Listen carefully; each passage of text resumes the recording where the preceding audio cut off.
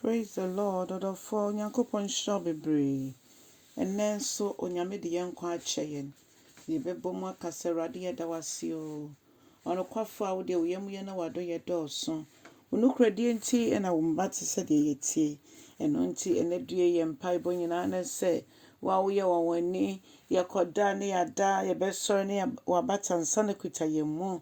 Eye wo ne yedan wo de mu nyina mu nso se Awurade fa wa kwan kasa kyerɛ yɛn bie yɛn ni ma yɛnte wase ɛwɔ Jesus de me bra yɛatwa wo ma yɛtɔ so mmienu yi yɛnkɔso antena wasɛm mu nkɔsi awie ɛwɔ Jesus Christ de mu ne abɔ mpaeɛ amen. Ɔdɔfo na nso me ma wakɔ abade ba ɔte ase sendwumedie so na yɛafa yɛkenka nsɛm afi ɛnwom eduasia wɔtwe Psalm 68 ɛnan ɛne nnum no Psalm 68 4 and 5. Adolfo menti Awurade asɛm. Ɔse to nnwom ma Onyankopɔn na ne din ɛne Onyankopɔn. To ayeyi nnwom a emu ɔden moma yɛmbɔ mu ne yɛngyi na yɛ. Ɔno a ɔte mununkum so. Ɔdɔfo yɛhwɛ sɛ de Onyankopɔn ahyehyɛ ne wiase. Mununkum sɛ de ɛteɛ. Wote plane mu a sɛ de mununkum na teɛ. Oh, nyame hu ye hu oyo wawani a etwa se yeyi na ya ye free mu ade nyina na ye di yi na ye kanfo no ye tonton no ebra ye kanfo no tonton no wo enwumtuo mu ne ye de kasa ye nso ne ye de kasa foforo nso odofo ye nyankopon no ɔsɛ so ɔfata ɛboro so hallelujah na afei ɔse ni din eni Awurade. Aw. Onyankopɔn di ni Awurade na ne senti no ye ba nyame anim a ye nenje. Ye kukuo mu. Si ye ni asafodom ana nipa dom bi ehye Awurade din mu.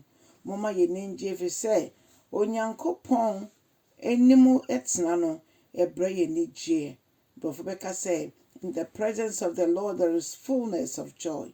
Yenije ewie peye ewo bra ye ni Onyankopɔn enya ehyemudie. Oye nyame odɔ ne mma, oye nyame a oye eja ema enyanka. Ene ka se nyanka eja ekunafo kunu na no otwitwaji ekunafo nso. Adofo se nyame ne enya na ye Nyankopɔn okura ye mu obɔ ye ho ban. Ohwɛ ye nso da nyina. Eno ti enya Yesu a yenya ade nyina o. Enka bibia. Yenya Yesu yenya ade nyina enka ye nhwe. Ni aka ye ne se ye ben nante Kristo Yesu anamo mu. Na ya kyerɛ ɔdɔ te se de Yesu kyerɛ ɔdɔ no. Onyankopɔn ɛdɔ de bonye no na so kyerɛ bɔne. Ne senti me ne wo ye wasudie kɛseɛ se ye ma nia onfa Kristo Yesu no ɔte Kristo ase. Ne yeke nyina ne se Awurade inya ne madom ne yentimi nka ne ho asɛm nkyama nsan nyina. Ɔdɔfo wotie mi na wonfa Yesu Kristo se wo Awurade wo kraje nkwa. Emfa ho sa wo kwa asɔre etwa se obi biara gye to mu na ɔfa ya brabɔ nomum. So ɔfa ya brabɔ ne nomum a obetutu ya namon so de amaye. Eno nti ɔdɔfo Kristo Yesu eto nsafro. Opese bebi owo no se dia John 14 kacha se bebi a me wo no me pese me men so eba ho. Me pese me men so eba ho. Ɔdɔfo wana muntu ete sen fi se Kristo Yesu maye no aban anesa ye ni beba ye ho so na de beba no ne waba. Ifisa kokon a ye hu okom ni asase woso volcano eja etoto miamia eni nyina yade a ehyase ache ahyase dadada na yenso so anamo ye tubia no ene ho aketua ene nkonta ene yekobo so the former yenfa ye nan ensi form so the brofo bekasa assurance of salvation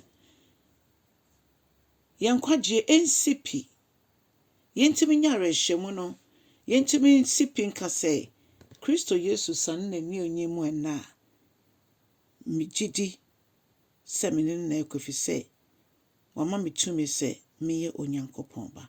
Eya adom eno nyame nam so a ode boa ye me yetimi bo Christian abrabo yi. Eni ti Onyankopɔn hyira wo se wode wo ho ama no na wama ho kwan so se onfa ye nyina ye so na mfa ntwe akra ema ne ho. Awurade ye da wasese wa ye nsa. Ewo Jesus Christ dinimo. Amen.